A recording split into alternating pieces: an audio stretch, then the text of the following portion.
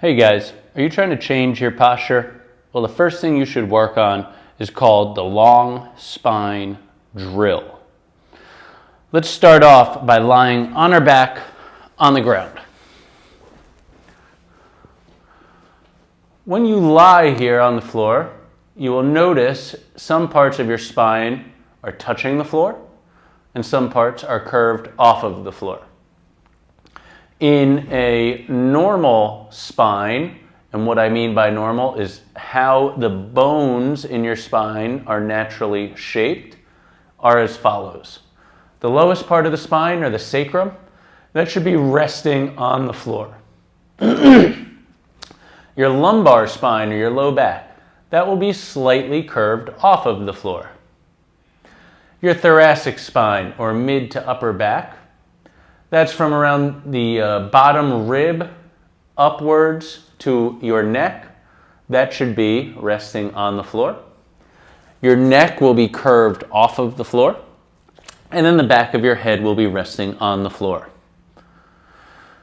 The long spine drill is going to help you get more of the pieces of your spine onto the floor that should be down there, and less of the pieces on the floor that shouldn't be down there. Or it will help decrease the amount of arch space or space underneath the arches of the neck and the lumbar spine. It just kind of depends on what your shape is right now. So how do we go about doing this? First, when you lie here on your back, I just want you to try to get the basic shape that I just described. Sacrum down on the ground, lumbar spine should be slightly arched off the floor. Thoracic spine, or everything from, let's say, your bra strap or your bottom rib up, should be down on the floor. And then the back of your neck, you're going to try to get down to the floor. Once you organize here, we're going to take our arms and we're going to reach them up towards the ceiling. We're doing this to protract our scapula so that they stay out of the way of the spine, so that the spine has space to go down to the floor. The second thing I want you to do with your scapula is try to depress them. We're going to hold our scapula in that position. And from here, we're going to slowly draw our belly button in. Not like we are sucking in air, but rather we are trying to make ourselves thinner, as if you're trying to squeeze through a tight space. We draw the belly button in, we should still be able to breathe deeply. And you can see I can still do that because you see my belly expand and deflate. Then I turn on the muscles I would turn on if I had to take a pee and I had to hold it. That's your pelvic floor. So I'm going to hold them. Then, bring my hand back up there. I'm going to try to chin tuck to get rid of that space underneath the neck, or get rid of that cervical curvature. You won't be able to get it flat down to the floor. That is okay. That's not the ultimate goal. Just a cue that you can think about.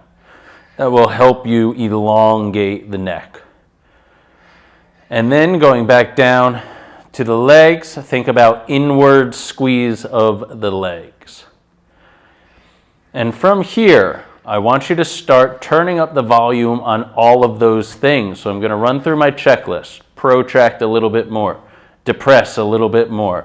Belly button in a little bit more. Pelvic floor on a little bit more. Legs squeezed a little bit more. Chin tucked a little bit more. Trying to push the thoracic spine down to the floor a little bit more. Remember, I should still be able to breathe here. As you're here, deep belly breaths, you should feel a stretch going all the way up through the spine. Try to keep breathing deeply so that your body can relax and know that this is a safe position to be in.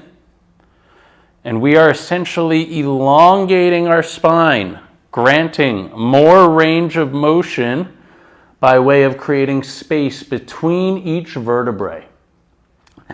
This will be the first step in increasing control and awareness of the spine, strength and mobility of the spine, and injury prevention through the spine. This is the long spine drill.